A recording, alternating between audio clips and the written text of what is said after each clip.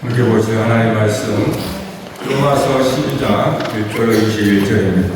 한 절씩 들어가겠습니다. 그러므로 형제들아 내가 하나님의 모든 자비하심으로 너희를 원하노니 너희 몸을 하나님이 기뻐하시는 거룩한 산짐을 드리라. 이는 너희가 이를 영적에 믿느라 너희는 이 세대를 받아주시려고 오직 마음의 소양으로 변화를 받아 하나님의 선하시고 기뻐하시고 온전하신 것이 무엇인지 분별하라.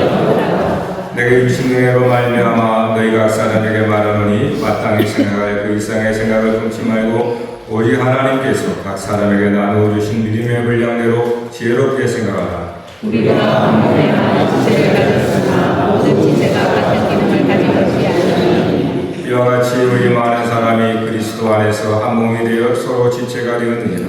우리에게 주신 은혜로 받은 상과 각각 다르니 곧 예언이며 믿음의 분수대로 꼭 섬기는 일이면 섬기는 일로 꼭 가르치는 자면 가르치는 일로 곧 위로하는 자는 위로하는 일로 목죄하는 자는 성실함으로 다스리는 자는 부지런함으로 긍휼을 베푸는 자는 즐거움으로 할 것입니다. 사랑에는 거짓이 없나니 악을 미워하고 선에 속하라. 형제를 사랑하여 우애하고 공경한 일을 선하자. 부지런하여 게으르지 말고 열심을 품고 주를 섬기라.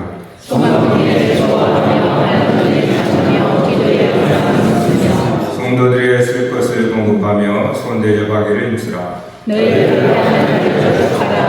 하고 도와주라. 즐거워하는 자들과 함께 즐거워하고 우는 자들과 함께 울라. 서로 빨간 자를 내 마음을 하지 말고 미련한 데 있어하며 스스로 지혜를 찾아라. 아무에게도 악을 악으로 갚지 말고 모든 사람 앞에서 선한 일을 도모하라.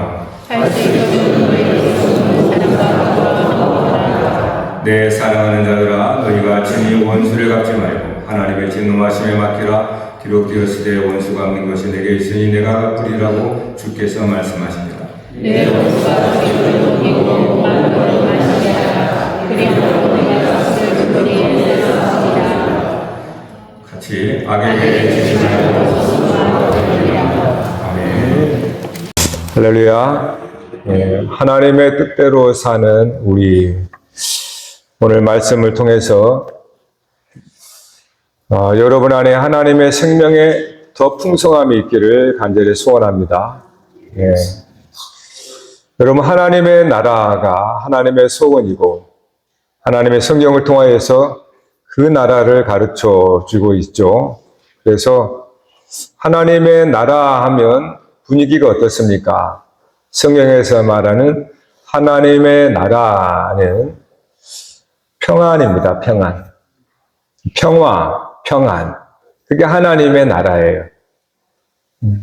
지난 로마서 8장의 육신의 생각은 사망이다. 사망은 두려움입니다. 평안이 없다는 뜻이죠. 그러나 성령, 영을 따르는 생각, 영의 생각은 생명과 평안이라 그랬죠. 그래서 평안은 하나님의 영을 따라 살아가는 사람에게 있는 표시고 그 평안이 하나님의 나라가 되었다라고 하는 표지입니다. 그러니까 전혀 다른 의미죠. 세상에서 말하는, 물론 세상에서 말하는 평안도 있지만은 그와 같지 않은 내가 주는 평안은 세상과 같지 않다라고 예수님이 말씀한 것처럼 그 평안이 하나님의 나라의 표지입니다. 그거를 하나님께서 구약 이스라엘 역사 속에서 한 인물들을 통해서 그를 증거하셨는데 구약에 하나님께서 기름 부어 세운 왕이 다윗 왕이죠. 사람들에 의해서 세워진 왕의 사울이라면 하나님께서 기름 부어 세운 왕이 다윗이에요. 사울 왕은 폐위가 되었죠. 그러나 하나님이 기름 부어 세운 다윗 왕을 통해서 하나님께서 주고자 하는 약속의 땅을 온전히 차지합니다. 온전히 차지했다고 하는 것은 이제는 전쟁이 끝났다라는 뜻이죠. 전쟁을 마쳤다. 그래서 전쟁을 마쳤을 때 나타나는 열매가 다윗의 아들 솔로몬이죠. 솔로몬의 이름은 샬롬입니다. 평강의 왕이라는 뜻이죠. 이처럼 하나님께서 이스라엘 역사 가운데 다윗이라고 하는 왕, 다윗이라고 하는 왕을 통하여서 하나님의 약속한 땅을 차지하게 하는 전쟁을 하게 하였고, 그 전쟁에 다 마쳤을 때, 그러니까 하나님의 땅을 다 정복했을 때에 나타나는 그 표지가 뭐냐면 평강이라는 뜻입니다. 그게 솔로몬이에요. 이러한 전쟁의 묘사가 이제 종교적으로 어떻게 성취가 됩니까? 솔로몬이 왕이 된 다음에 한 일이 뭐냐 하면 하나님의 성전을 완성해서 봉헌하는 거예요. 이거는 무엇을 말합니까? 다윗 왕이 실제에서 이 싸우고 전쟁하는 그 역사가 하나님께서 말씀하고자 하는 것은 하나님의 성전을 지어져 가는 과정이었다는 뜻입니다. 그거를 다윗이 전쟁을 하고 땅을 차지하고 정복하는 이것이 실제로는 하나님께서 짓고자 하는 성전을 지어가고 있는 과정이라는 거예요. 그래서 솔로몬이 왕이 된 다음에 하나님의 성전을 완공해서 봉헌하잖아요. 전쟁이 끝났다는 뜻입니다. 성전이 끝났다는 것은 하나님이 거하신 성전이 완성되었다. 그래서 그렇게 해서 솔로몬이 성전 봉헌으로 나타나는 거예요. 자, 이와 같은 구약의 하나님의 나라. 하나님의 나라는 하나님의 주권이 임하는 거잖아요. 그러니까 이스라엘이란 말이에요. 그러니까 하나님의 나라, 이렇게 다윗과 솔로몬을 통하여서 하나님의 나라가 어떻게 이루어지고 결국 성전에 하나님이 임재하심으로 평안이 이루어지는, 바로 그게 하나님 나라인데, 이제 바울이 이와 같은 구약의 하나님의 나라의 그 모습을 바울 시대의 바울의 언어로 오늘 우리에게 이야기해주고 있는 겁니다. 그것이 우리가 읽은 본문의 말씀이에요. 근데 바울 시대의 바울의 말과 우리 말은 똑같습니다. 왜냐하면 우리가 시대를 예수님 이전과 예수님 후로 나눈다면 예수님이 이전에 다윗과 솔로몬을 통한 하나님의 나라의 상징을 보여줬다면 이제는 예수님 위에 대표적인 게 바울이잖아요. 오늘 또 우리도 예수 그리스도 이후의 삶이잖아요. 그러니까 바울의 이야기가 오늘 우리의 이야기를 하고 있는 거예요. 따라서 이 바울이 그 평강의 나라가 어떻게 이루어지는가를 오늘 예수 그리스도를 믿음으로 사랑하는 우리 삶에 그것을 보여주고 있는 거예요. 1절에서 그러므로 형제들아 내가 하나님의 모든 자비하심으로 너희를 권하노니 너희 몸을 하나님이 기뻐하시는 거룩한 산 제물로 드리라. 이는 영적인 예배니라 이렇게 말합니다. 다윗과 솔로몬으로 나타난 하나님의 나라가 이제 예수 그리스도께서 구약을 성취하신 후에 우리는 그러면 어떻게 그 나라를 이 땅에 살아가는가? 저와 여러분이 하나님의 나라로 살아가야 되잖아요. 그 나라가 어떻게 이루어지는가? 바울은 그 나라를 이제 이야기하는 겁니다. 바울 자신의 간증을 통해서. 그래서 바울은 권면을 해요. 이 권면한다는 말은 초청한다는 뜻이죠. 너희 교회에 너희들이여 내 곁에 오라. 그 말은 내 곁에 와서 나와 함께 가자라는 뜻이거든요. 그거를 초청이라고 하는 거예요. 여러분 세상에서 에클레시아 여러분을 부르잖아요. 부른다는 건 초청입니다. 하나님께서 우리를 세상에 흩어져 있는 우리를 부르신다는 것은 내 곁에 와서 내가 가는 길을 따라가자 이런 뜻이에요. 그러니까 바울도 로마에 있는 교회를 향하여서 권면한다, 초청하는 겁니다. 자기 곁으로. 그래서 바울이 구약에서 다윗과 솔로몬 그리고 그리스도를 통하여서 이루어진 하나님의 나라의 그 길을 교회의 너희들도 함께 나와 같이 그 길을 가자라고 초청하는 거거든요. 그 초청에서 핵심이 뭡니까? 너희 몸을 하나님의 거룩한 산 제물로 드리라 이렇게 말해요. 너희 몸을 하나님의 거룩한 산 제물로 드리라. 여러분 제물 하면은 구약이 생각나죠. 구약에서의 제사 제도입니다. 하나님께서 이스라엘 백성들에게 제사 제도를 가르쳐줬죠. 거기에 제물을 드리는 거죠. 그런데 신약의 백성에게 지금 바울이 산 제물로 드리라 이렇게 얘기한단 말입니다. 구약 시대의 제물은 짐승의 제물을 잡아서 거기에 피를 흘리고 각을 떠서 제단에 올려서 불을 태워서 연기로 보내는 거예요. 자, 이와 같은 구약의 정신을 그대로 살려서 오늘 우리에게 살아있는 제물로 하나님 앞에 드리라 이렇게 말하는 거예요. 우리의 몸을 살아있는 제물로 드리라. 그 말은 구약에서 짐승의 제물을 죽인 것처럼 우리가 제물이 되었구나. 우리가 제물이 되어서 하나님의 곁에 이른다라고 하는 거죠. 이제 그 말을 하는 거거든요.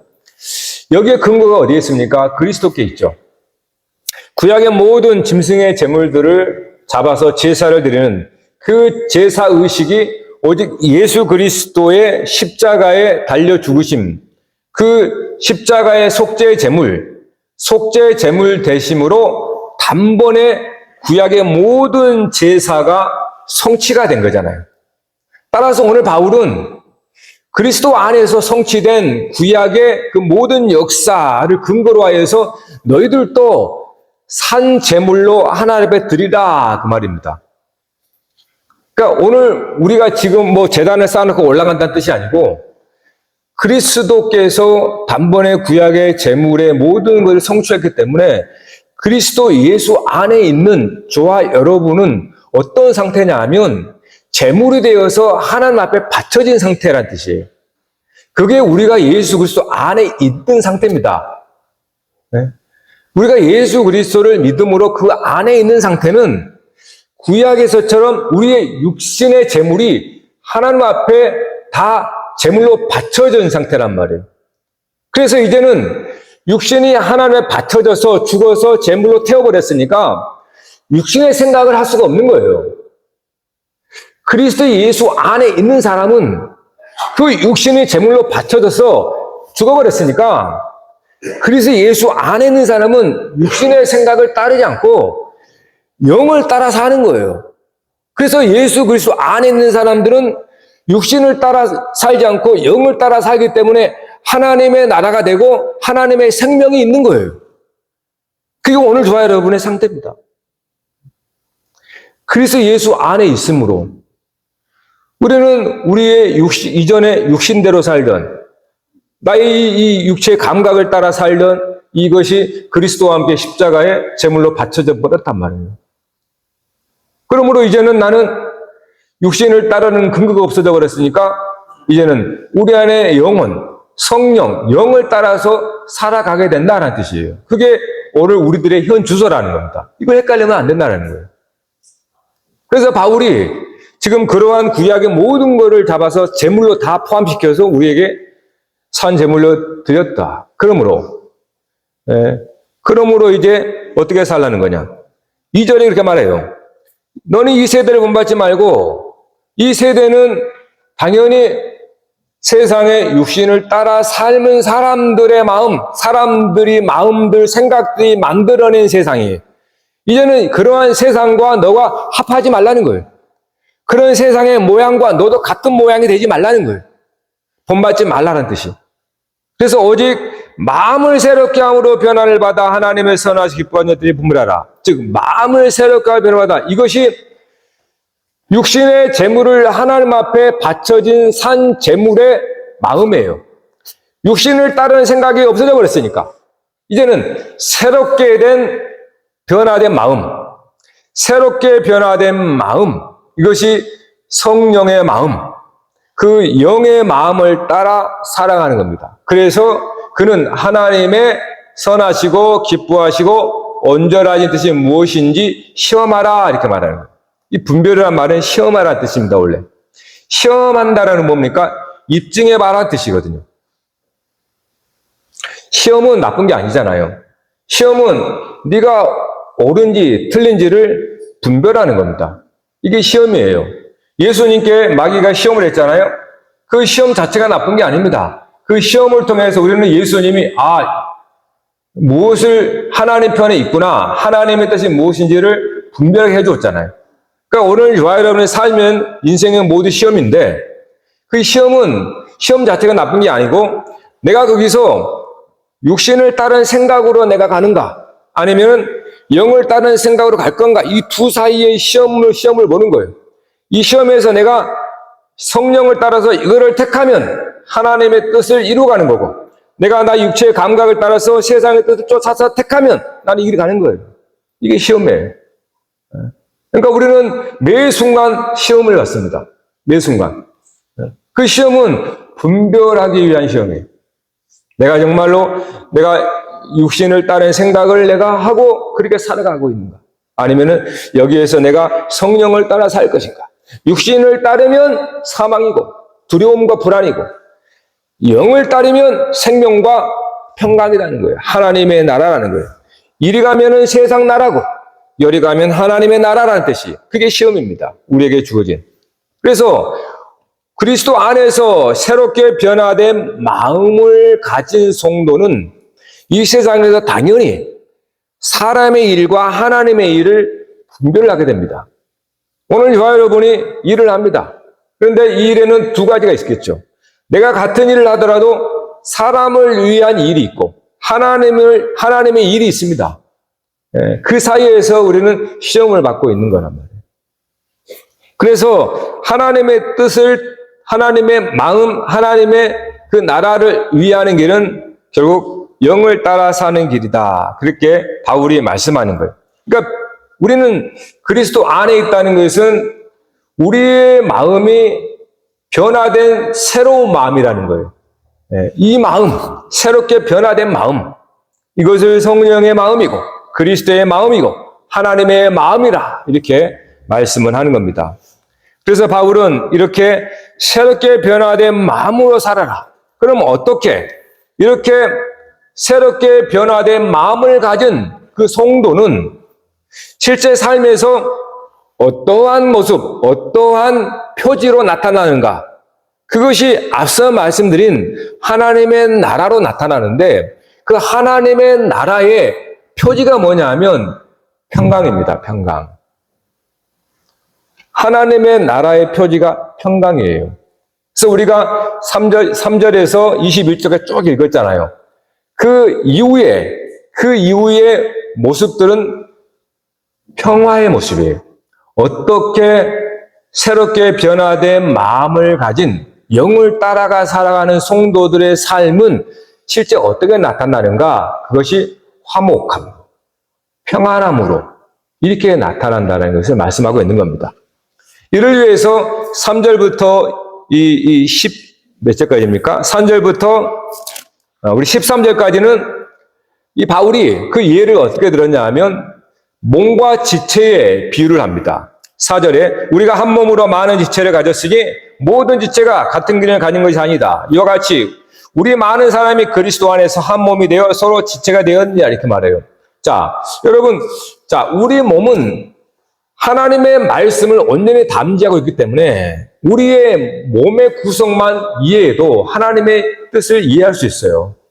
우주 만물은 다 사람의 이야기를 하고 있기 때문에 그렇습니다. 근데 정작 사람은 자기에 대해서 잘 모른단 말이에요. 네? 밖에 자연과학이나 연구했었고 자기를 몰라요. 여러분 몸과 지체, 여러분의 몸은 하나지만은 수많은 지체가 있잖아요. 우리의 몸 하나에 지체들 많잖아요. 크게는 손과 발, 눈곱 다 있잖아요. 지체가 많다는 이야기는 뭡니까?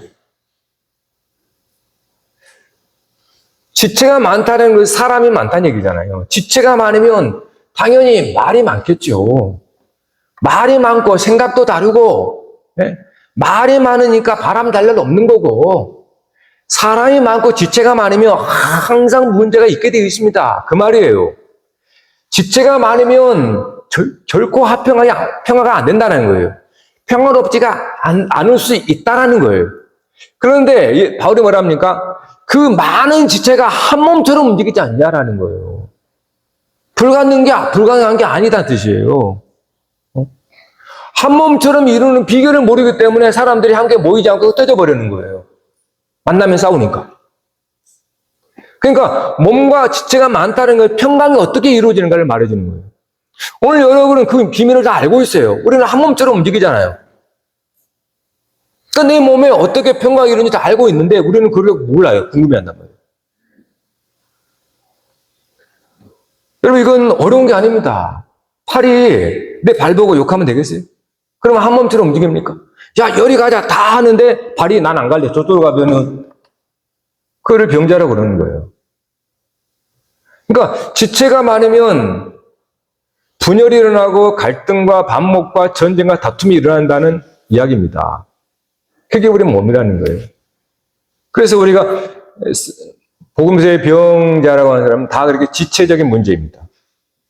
뭔가 옳게 되어지지 않는.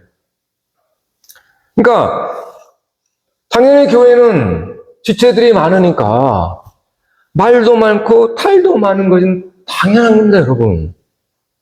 네? 그래서 교회에 모이는 것은 기적과 같은 일이 있기 때문에 그 기적이라는 게 뭡니까? 지체가 많은데 한 몸으로 한 마음을 갖다라는 거예요. 이게 기적인 겁니다. 여러분의 몸 자체가 바로 기적의 하나의 표지란 말이에요. 여러 지체들이 내가 알지도 못하는 지체들 위에 있는데 우리는 다 정상적으로 움직인단 말이에요. 이것이 평화예요, 평화의 상태.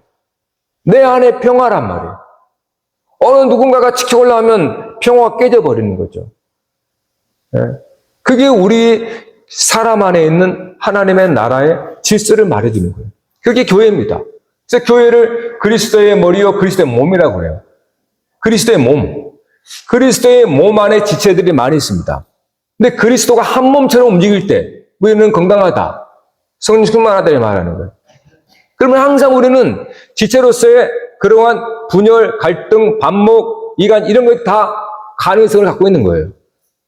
그럼에도 불구하고 교회가 그리스도의 머리 대신 그 주님 앞에 그 말씀으로 따를 때에 하나가 된다는 거예요.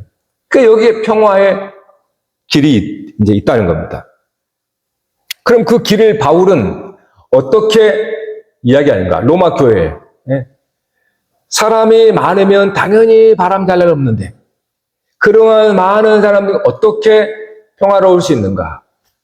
3절 하반절에 각 사람이 마땅히 생각하는 그 이상의 생각을 품지 말고 각자 믿음의 분량대로 생각하라. 16절에 서로 같은 생각을 품고 높은 것들을 생각하지 말며 낮은 데 처한 사람들과 같이 하고 스스로 지혜 있는 체 하지 말라. 자, 이것이 바울이 평화로울 수 있는 비결입니다. 저와 여러분의 몸을 봐도 그래요. 우리는 그대로 움직입니다. 이 말씀대로. 지체 이상의 생각을 품지 않아요. 우리 몸에 그 어떤 것도 자기의 지체 이상을 품지 않습니다. 그렇기 때문에 우리 몸은 한 몸으로서 평안을 얻게 되는 거예요. 그와 같습니다. 마땅히 생각할 그 이상을 생각하면 분열이 일어납니다. 문제가 생깁니다. 다툼이 일어나게 돼 있어요. 복음서의 제자들이 예수님을 따르면서 예수님께 책망받는 게 뭡니까? 제자들은 예수님을 따르면서 누가 크냐? 쟁론하죠. 논쟁하잖아요. 또 다른 무리들과 우리 편이야? 아니냐? 이렇게. 누가 크냐? 누가 높냐? 그 이상의 마음을, 생각을 품어버리면 분란이 일어나는 겁니다. 그게 이 세상이잖아요. 세상의 모습이나 오늘 우리들의 모습을 봐보세요. 누가 더 크냐? 누가 더 힘이 세냐? 누가 더 왕이냐? 누가 더 권력이냐? 그래서 큰 자는 섬김을 받아야 하는데 낮은 자가 섬기지 않네? 그러니까 전쟁을 선포하고 작은 자인데 막 치고 올라오네? 그러니까 때리고. 그게 자신의 마음 이상을 생각하면 전쟁이 선포되는 겁니다. 결국 우리 자신보다 그 이상의 생각, 마음을 품지 않는 것이 평화입니다. 그게 그리스도의 몸이에요. 그러면 그리스도의 몸에서 지체가 그 이상의 마음 품지 않는 건 뭡니까?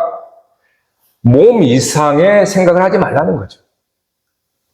지체는 몸 이상의 생각하지 말라. 즉, 교회는 그리스도의 몸이니까 그리스도의 마음 이상을 생각하지 말라는 거예요. 그리스도의 마음을 품으라는 겁니다. 그리스도의 마음을 품을 때 그리스도의 몸 안에 있는 거예요. 그래서 평화롭다는 거예요. 그리스도의 마음을 품어야 하는데 사람의 마음을 품어버려요.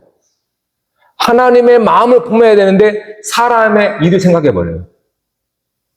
그러니까 분란이 일어나는 거예요.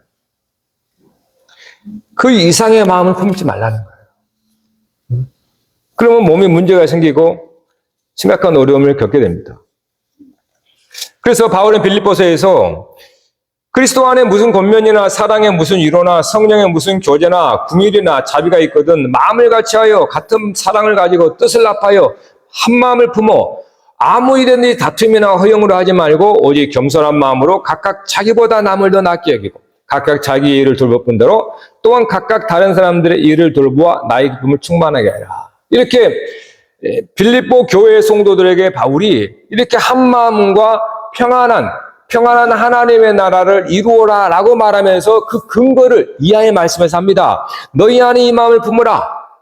곧 그리스도 예수의 마음이니 그는 근본 하나님의 본체시나 하나님과 동등됨을 취할 것을 여기지 아니하시고 오히려 자기를 비워 종의 형체를 가지사 사람들과 같이 되셨고 사람의 모양으로 나타나사 자기를 낮추시고 죽기까지 복종하였으니 곧 십자가에 죽으심이라. 자기를 낮추시고 죽기까지 복종하신 그게 십자가의 죽음, 십자가죠, 십자가. 이거는 산 제물로 드리라 라는 말입니다.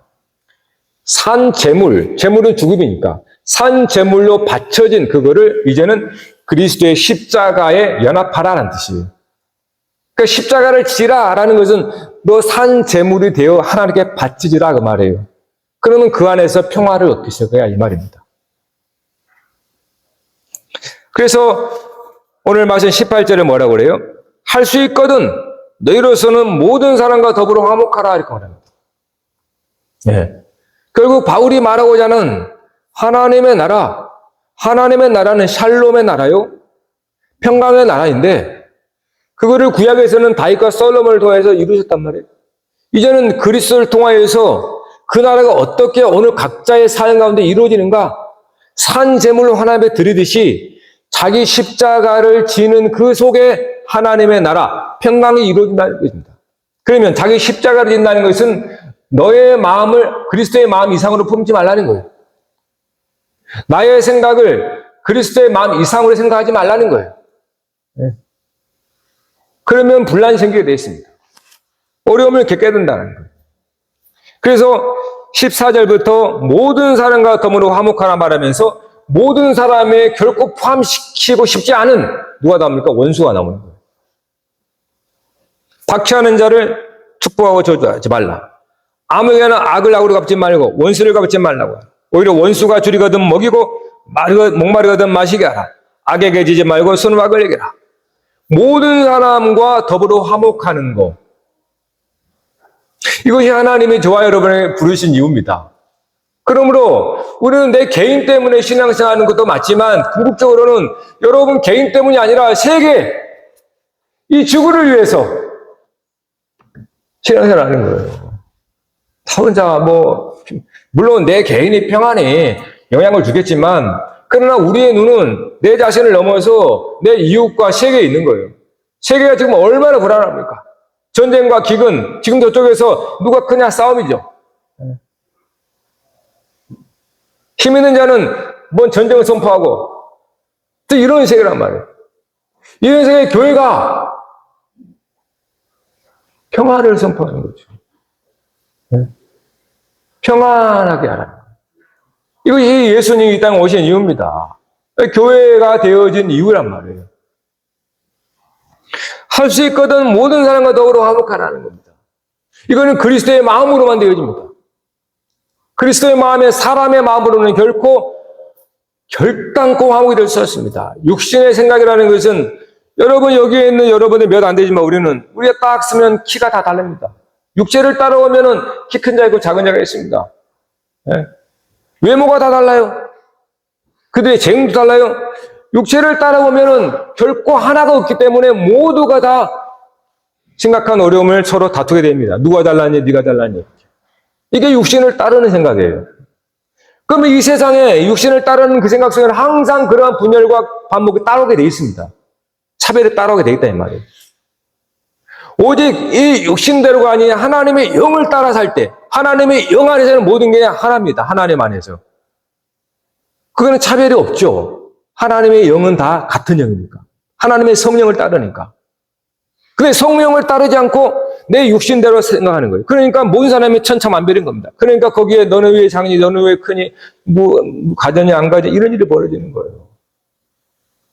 그러면 예수 믿는 사람은 이 세상에 어떻게 살아야 되냐고 말이에요. 그러니까 오늘 우리들이 하나님 볼 때 우리는 저의 소망이 되고 세상에 비친다는 그런 말입니다. 나를 위해서 신앙생활하지 말라는 거예요. 이웃을 위해 신앙생활하라는 거예요. 세상을 향하여서 신앙생활하라는 거예요. 그게 예수님께서 지금도 십자가에서도 팔 벌리고 있는 겁니다. 베드로가 오는 날 예수님을 따르다가 예수님에게 호되게 책망받았어요. 다른 거 아닙니다. 제자로서 그리스도의 마음 이상을 품지 말아야 되는데 베드로가 사람의 일을 생각하네. 사탄아 물러가라. 네가 하나님의 일을 생각하지 않고 사람의 일을 생각하는구나. 이 사탄아 물러가라는 거예요. 우리가 그리스도의 마음을 그리스도의 마음 이상을 품어버리면 사탄이 되어버립니다. 하나님과 대적하게 되는 거예요. 그리스도의 마음을 품을 때 우리는 그리스도와 함께 평화에 살아야 되지만 그리스도의 마음 이상을 품어버리면 하나님을 대적하는 사단인의 자리에 서게 된다는 거예요. 그래서 다툼이 일어나게 되는 겁니다. 그러니까 그리스도의 마음과 사람의 마음이에요. 사람의 일은 이 세상에 우리가 그동안 해왔던 그 육신을 따르는 생각입니다. 그리스도의 생각은 그리스도가 보여주었던 그러한 마음과 그러한 일이에요. 이것이 두 사이 우리 항상 시험 가운데 있는 겁니다. 사람의 일을, 사람에게 인정받고 사람들에게 칭찬받고 사람들에게 바라는 일을 할 건가? 아니면 정말로 하나님을 위하고 하나님께서 기뻐하시는 그 그리스도의 마음의 일을 따를 건가? 사람들은 왜 불행할까요? 왜 사람들이 행복하지 않을까요? 지금 저렇게 살기 좋은 가난이라는 말이 옛말이 돼버린 지금 이런 복지 시대에 사람들은 왜 점점 불행하다라고 말할까요? 왜 평안이 없다 그럴까요? 오늘 말씀에 그 이야기를 해주고 있습니다. 그 자신의 생각 이상으로 품기 때문에 그래요. 즉, 대부분의 사람들이 지금 불행한 이유는 지금보다 더 나은 무엇, 지금보다 더 높은 자리, 지금보다 더 넓은 집, 지금보다 더 그러니까 항상 부족하고 항상 불행한 거예요. 항상 평안이 없습니다. 항상 그 이상의 마음을 품으니까. 그 이상의 생각을 늘 품고 있으니까. 그래서 항상 불행해요. 평안이 없어요. 항상 지금의 자리에 만족하지 못합니다. 더 좋아야 되고, 누구보다 더 많은 돈을 벌어야 되고, 누구 아이보다 더 좋은 대학 가야 되고, 더 복지 좋은 직장도 들어가야 되고, 더 높은 자리에 가야 되고, 더 넓은 집 가야 되고, 이렇게 항상 우리는 더 높은 생각을 합니다. 그것이 우리를 불행하게 만든다는 거예요. 마땅히 자신의 마음 그 이상을 품지 않고 새롭게 변화된 마음을 가지고 하나님의 기뻐하시고 온전하지 무엇인지를 생각하며 그 마음을 쫓아서 살아야 되는데 그래서 그리스도께서 달리신 그 십자가 그 자리 이상으로 생각하면 우리에게는 괴로움이 쫓아옵니다. 여러분, 예수님께서 보여주신 그리스도의 마음, 그 마음은 십자가였어요. 빌립보 교회에게 그렇게 평화와 안녕과 그러한 화목의 삶을 위해서 바울이 얘기한 것은 십자가의 자리였습니다. 근데 여러분, 십자가의 자리는 하나님이 예비한 자리예요. 누구를 위해서? 아들을 위해서. 하나님의 자녀들을 위해서. 하나님께서 예비한 자리가 십자가의 자리입니다. 그러면 하나님께서 아들을 위해서 준비한 자리가 다른 말로 하면 그곳이 무슨 자리입니까? 하나님의 보좌 우편이란 뜻이에요. 하나님의 보좌는 십자가예요, 십자가. 하나님이 저와 여러분에게 준비해준 그 보좌는 상속자의 보좌는 십자가가 보좌입니다. 예수님은 거기에 앉아 계시는 거예요. 십자가의 위에 하나님의 만드신 보좌 위에 예수님은 상속자로 앉아 계신단 말이에요. 그게 우리의 보좌입니다. 십자가가 우리가 앉아야 할 보좌란 말이에요. 예수님이 그런 말 하셨어요. 요한복음에서 내가 땅에서 들리면 모든 사람을 내게 이끌겠노라. 예수님이 땅에 들린다는 건 십자가에 달린다는 뜻이죠. 예수님이 십자가에 달리면 모든 사람을 이끌겠다는 거예요. 십자가의 자리에 앉으면 모든 사람을 다 품는다는 뜻입니다. 십자가 그 이상의 마음을 품어버리면 우리는 사람들을 차별로 대우해 있어요. 어떤 사람은 돼, 어떤 사람은 안 돼. 그러나 십자가의 보좌에 앉으면 모든 사람을 다 포용하게 되어 있습니다. 십자가는 땅에 박혀 있잖아요. 땅에서 들려서 높이 있습니다. 그래서 하나님의 눈에서는 십자가는 가장 높은 자리였던 거예요. 십자가는 가장 높은 자리. 우리가 올라가고자 하는 더 높은 자리가 사실은 십자가예요, 십자가. 근데 사람들이 오해를 하더라는 거예요. 더 높은 자리 가면 더 편할 것 같다고 생각하는 거예요. 근데 그럴까요?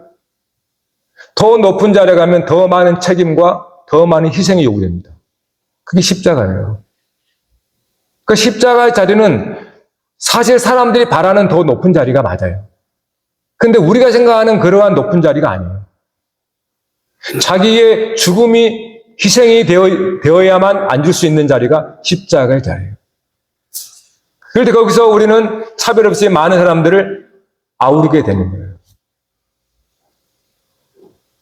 그래서 예수님께서 이름으로 하나님의 그를 지극히 높여 모든 이름에 뛰어난 이름을 주사 하늘에 있는 자들과 땅에 있는 자들과 땅 아래에 있는 자들로 모든 무릎을 예수의 이름에 꿇게 하시고 모든 입으로 예수 그리스도를 주라 신하여 하나님 아버지께 영광을 돌리라. 십자가는 하나님께서 예수님을 가장 높은 자리에 올린 거예요. 아버지께서. 지금도 예수님은 만유를 통치하는데 어디서 십자가의 보좌에서 통치하시는 거예요. 그런데 우리가 십자가를 다르게 보니까 십자가는 보기도 싫어요. 십자가는 고통이고 십자가는 나의 죄됨의 심판이기 때문에 보기 싫어. 그러니까 우리는 하나님의 가장 높은 자리에 이르지 못합니다. 우리에게 온 새로운 마음은 하나님의 마음이에요. 그 마음으로 볼 때 십자가는 아들이 앉아있는 보호자로 보이는 겁니다. 그럴 때 우리는 그리스도와 함께 있게 되는 거예요. 바울 사도는 이와 같은 자기의 삶 속에서 그가 간증을 합니다. 그래서 이런 말을 하는 거예요. 고린도서 11장에 하나님께서 세상에 미련한 것들을 택하사 지혜 있는 자들을 부끄럽게 하려 하시고 세상에 약한 것들을 택하사 강한 것들을 부끄럽게 하려 하시며 하나님께서 세상에 천한 것들과 멸시받은 것들과 없는 것들을 택하사 있는 것들을 폐하려 하시나니. 바울은 가장 낮은 자리에서도 가장 높은 자리에 있는 평강의 왕으로 그는 사는 겁니다. 그가 어떤 형편에 처하든 그의 생명을, 그의 평안을 뺏어갈 수가 없었어요. 그가 감옥인지 자택연금인지 그렇게 죄수처럼 그렇게 감옥에 갇혀 있을지라도 그는 교회를 향하여서 은혜와 평강이 있을지어다. 평안이 뺏어가지 못했습니다. 왜냐하면 그 이상의 마음을 품지 않았으니까. 아, 내가 감옥에 풀려 나면 하나님 이거 하겠으면 저거 하겠으면 그런 마음 품지 않은 거예요. 감옥에 있다 할지라도 어떤 형편에 처할지라도 평강은 바울 안에 있었습니다. 그래서 바울은 이렇게 말해요. 내가 궁핍함으로 말하는 것이 아니라 어떠한 형편이든지 나는 자족하기를 배웠노니 나는 비천에 처할 줄도 알고 풍부에 처할 줄도 알아. 모든 일, 곧 배부름과 배고픔과 풍부와 궁핍에도 처할 줄 아는 일체의 비결을 배웠노라. 내게 능력 주시는 자에서 내가 모든 걸 할 수 있느니라. 그 일체의 비결이 십자가의 자리라는 것을 바울은 깨달은 겁니다. 그거 외에는 참다운 평강이 없다는 것을 바울은 깨달은 거예요. 여러분, 우리는 모두 평강의 왕으로 불렀습니다. 그 나라의 왕으로 부른 거예요, 우리를. 그런데 어떤 왕이냐? 평강의 왕입니다. 그래서 팔복에 뭐라고 그럽니까? 화평케 하는 자는 복이 있나니 하나님의 아들이라 일컬음을 받을 것이라. 그것이 성도입니다. 그래서 성도는 이 세상에 그냥 내 개인의 평안을 위해 부른 게 아니고 넓게는 이 세상의 평화를 위해서 우리를 부른 거예요. 진짜 평화가 여기 있다. 그런 세상의 사고방식이 아니라 하나님 나라 사고방식으로 우리가 바라볼 때에 우리는 그때 지체가 여럿이지만 한 몸처럼 평화를 이루게 되는 겁니다. 그러나 우리가 사는 세상은 녹록지가 않습니다. 아마 사람들의 생각은 높은 곳에 있는 이들만이 평강을 얻고 기쁘고 즐거워할 권리가 있는 것처럼 생각하는 것 같아요. 낮은 곳에서 궁핍하고 가난한 자가 행복해서는 안 된다고 사람들은 은근히 생각하는 것 같아요. 낮은 곳에 있는 자들이 행복하면 높은 곳에 있는 자들이 누리는 자들이 마치 자기들만이 누리는 행복을 빼앗기는 것처럼 생각하는 거예요. 그래서 항상 세상에 어디 가도 기득권은 그렇지 않은 사람들을 압제하게 되어 있습니다. 마치 자기들만이 이렇게 고생하고 이렇게 열심히 해서 높은 자리에 올랐으니까 나는 평안을 누릴 자격이 있어 라고 자기들이 생각하는 거예요. 그래서 그렇게 가난하고 없고 하는 자들이 그렇게 행복하게 사는 것을 볼 수가 없는 겁니다. 여러분, 우리가 성도가 이 땅에서 저들을 부끄럽게 하는 것은 우리가 똑같은 높은 자에 이르러 나는 이제 더 평안해 라고 할 게 아니라 내가 지금에 있는 그 모습에서 그 자리가 어디든지 내가 거기서 진짜 하나님 안에서 평강을 얻고 살아간다면 저 자기들만이 평강을 누릴 수 있는 권리가 있다라고 주장하는 그들의 얼굴을 부끄럽게 하는 게 아니겠습니까? 행복은 누구의 것이 특정한 사람의 것이 아닙니다. 평강도 특정한 사람의 것이 아니에요. 좀 더 높아지면 평강이 있을 그렇게 세상을 생각합니다. 그래서 더 높이 올라가서 평강하게 살고요. 그러나 그렇게 되는 게 아니에요.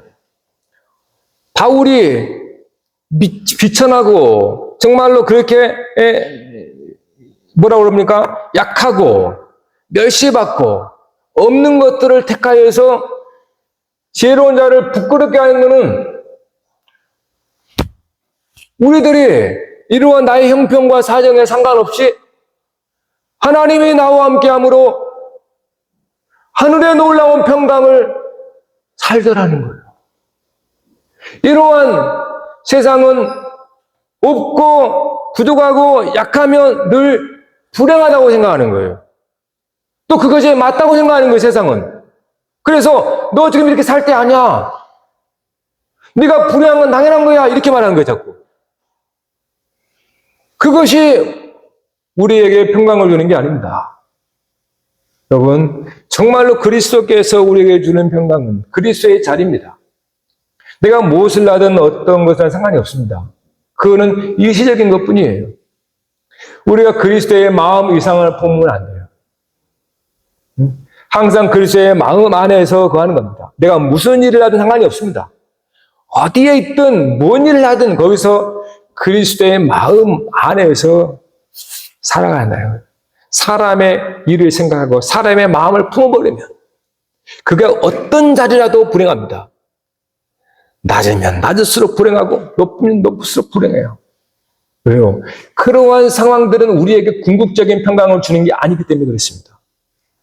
오직 저와 여러분의 변화된 새 마음, 그리스도의 마음만이 우리가 어떠한 형편에 처하든지 우리에게는 하나님의 평강에 주장하게 되어 있어요. 따라서 저와 여러분이 오늘 바울이 우리에게 바울의 간증을 해준 것처럼 우리도 또 다른 사람에게 간증하는 자가 되어야 됩니다. 세상을 쫓아가면서 그렇게 지금 내가 이런 상태이기 때문에 나는 평안하면 안 돼가 아니에요. 있는 그 자리에서 하나님의 은혜와 평강을 누리는 겁니다. 그럴 때 훨씬 더 많고 높은 자리에 있는 사람들이 부끄러움을 겪게 되어 있어요. 우리를 그렇게 부르신 거예요. 왜냐하면 우리의 평강은 그런 식으로 오는 게 아니기 때문에. 사랑하는 성도 여러분, 하나님이 우리를 하나님의 나라로 불렀습니다. 하나님의 평강의 사도로 불렸습니다. 그러므로 지금 세상이 얼마나 어지럽고 혼란스럽고 전쟁과 기근과 난민 어마어마해요. 다시 교회가 그리스도의 마음을 품어야 하나님의 평강이 이 세상에 임하게 됩니다. 그거는 저와 여러분 자신부터, 나로부터 하나님의 나라가 되고 그의 평강의 왕으로 살아갈 때에 세상은 점점 더 변화가 될 겁니다. 이 일에 저와 여러분이 거룩한 통로가 되기를 바랍니다.